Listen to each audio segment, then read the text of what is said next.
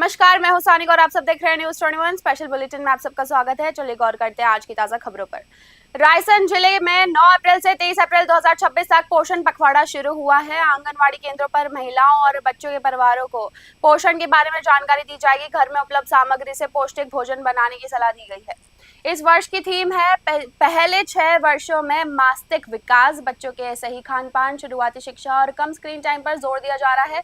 अभियान में स्वास्थ्य शिविर, रैली, व्यंजन प्रतियोगिता और जागरूकता कार्यक्रम होंगे। 23 अप्रैल को पोषण मेला भी आयोजित किया जाएगा। रायसेन से मनीष रघुवंशी की रिपोर्ट।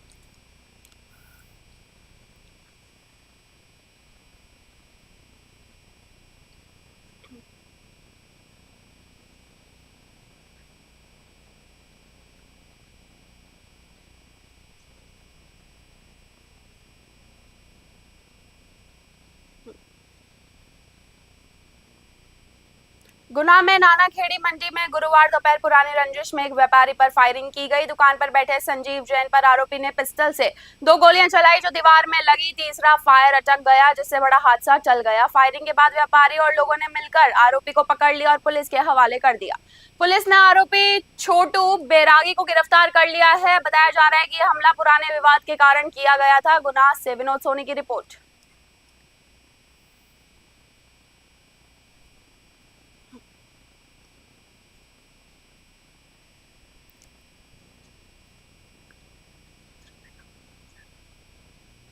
अरे ये बंदा आया मेरे सामने और मुंह पे कपड़ा बांधे हुआ था और गाड़ी से आया था। जिस गाड़ी से उसकी नंबर प्लेट भी चढ़ी थी। सीधा बाहर से चिल्लाया कि मैं बताता हूँ तेरे को, तू बहुत बड़ा गुंडा है कहीं, और आके सीधे फायर मारे हैं मेरे ऊपर। तो फायर मारने के बाद तीसरा फायर इसका अटक गया तो ये एकदम से घबरा के वहाँ से जाने की कोशिश की। क्योंकि मैं काउंटर के साथ छुप गया था कि ये लोग फायर मार रहे थे तो वहाँ पर लट रखा था। मैंने देखा ये भाग रहा तो मैं लट लेके इसके पीछे आया। कितने लोग आए थे? अकेले ही था। थाना कैंट क्षेत्र की घटना है। थाना कैंट से जानकारी प्राप्त अनुसार नानाखेड़ी मंडी संजीव जैन के नाम के व्यापारी की मोटरसाइकिल की बिक्री की दुकान है। पुरानी बात पर लेकर छोटू बैरागी नाम के व्यक्ति ने फायर किया और संजीव जैन के साथियों ने उसको पकड़कर पुलिस को सूचना दी। जानलेवा हमला होने की सूचना पर पुलिस ने त्वरित कार्रवाई करते हुए अपराध पंजीबद्ध करके उसको गिरफ्तार करके। दमोह जिले के मगरौन थाना क्षेत्र में नाबालिग के साथ दुष्कर्म का मामला सामने आया। पीड़िता अपने परिजनों के साथ थाने पहुंची जिसके बाद पुलिस ने उसे महिला थाना दमोह भेज दिया। पुलिस ने रिपोर्ट के आधार पर आरोपी कुदर आदिवासी के खिलाफ दुष्कर्म और पॉक्सो एक्ट की धाराओं में मामला दर्ज किया है। पीड़िता को मेडिकल जांच के लिए जिला अस्पताल भेजा गया है। पीड़िता और परिजनों ने जनपद सदस्य कुंदन आदिवासी पर भी आरोप लगाए हैं। आरोपी घटना के बाद से फरार है और पुलिस उसकी तलाशी कर रही है। दमोह से विवेक सेन की रिपोर्ट। थाना मगरौन अंतर्गत एक माइनर बच्ची के साथ दुष्कर्म का मामला संज्ञान में आया था। तत्काल इसमें 0% जो कायमी होती है उसमें कायमी कराई गई थी यहाँ महिला थाने के द्वारा। बच्ची को फर्दर जो उसका मेडिकल ट्रीटमेंट के लिए आगे उसको रेफर करवाया गया है और जो उसमें FIR असल नंबर पर FIR और आरोपी गिरफ्तारी के लिए तत्काल SDOP को थाना प्रभारी को टीम बनाकर गिरफ्तारी के लिए निर्देशित किया गया है। इसमें आगे की कार्रवाई गंभीरतापूर्वक और सभी से करना है। थाना मगरौन अंतर्गत एक भुवनेश्वर में चप के तत्वावधान में स्टूडेंट स्कॉलरशिप असिस्टेंट प्रोग्राम आयोजित किया गया है। ये कार्यक्रम BSVS भुवनेश्वर के सेक्रेटरी जनरल डॉक्टर करुणाकर प्रधान की अगुवाई में बुद्ध मंदिर में हुआ। इस दौरान छात्रों को स्कॉलरशिप चेक, किताबें और बैग वितरित किए गए।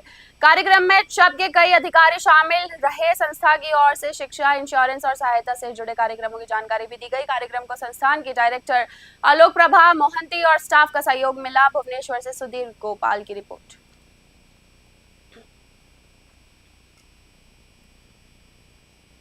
वीडियो को न जानतु माँ मान सहित कोठी न जानतु काम करिवा पई सेवान को मुख्य स्रोत रे आनिबा पई चप एक अनुष्ठान सर्वभारतीय संस्था तांकर प्रतिनिधि अभिनंदन बाबू उपस्थित अछंती, स्वप्ना मैडम उपस्थित अछंती। एमानकर बहुत प्रयास कारण अभिनंदन बाबू प्रयास कारण आज ओडिशा रे 70 कोटी पिलांकर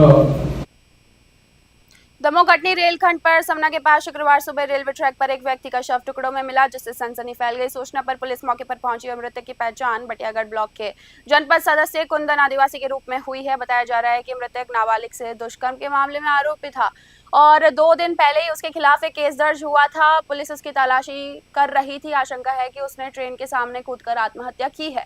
वहीं पर परिजनों ने उसे बेगुनाह बताते हुए स्थानीय लोगों पर झूठा फंसाने के आरोप लगाए हैं। पुलिस मामले की जांच कर रही है। दमोह से विवेक सेन की रिपोर्ट।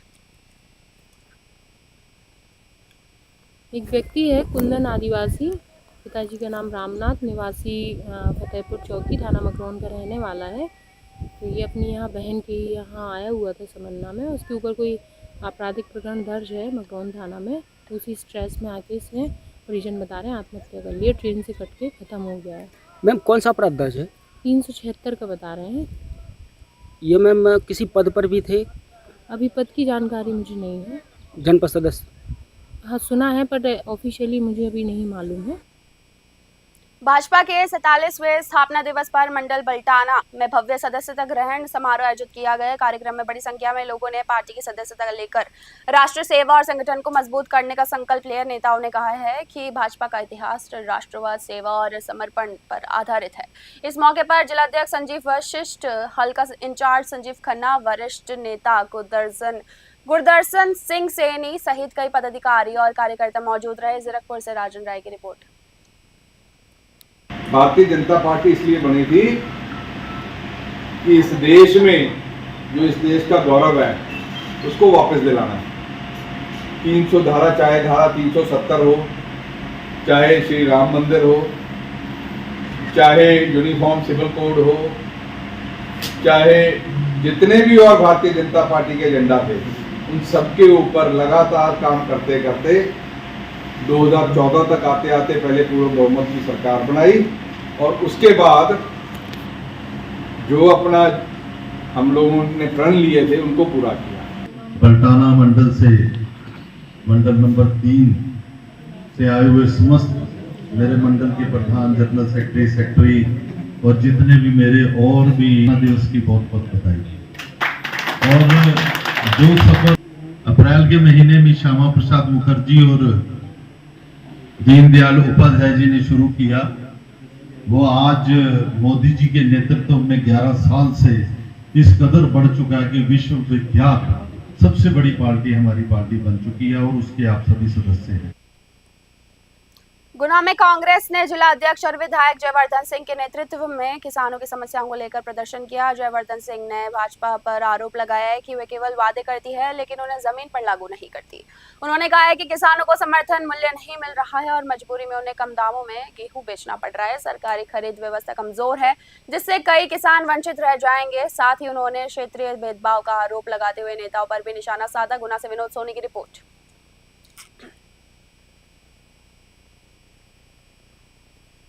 सीधी बात है, कहीं ना कहीं जो किसान की दुर्दशा है उसमें पूर्ण जिम्मेदारी सरकार की होती है। सरकार के पास अनेकों प्रावधान होते हैं, अनेकों विभाग होते हैं, जिन विभागों के माध्यम से वो किसान के हर फसल का दाम तय कर सकते हैं। वो ऐसा वातावरण बना सकते हैं पूरे मध्य प्रदेश में कि किसान को सही दाम मिले अपनी फसल का। लेकिन कहीं ना कहीं हम लगातार देख रहे हैं कि भाजपा बड़े वादे तो करती है लेकिन जमीन पर जो घोषणा है वो अमल का हो पा रही है।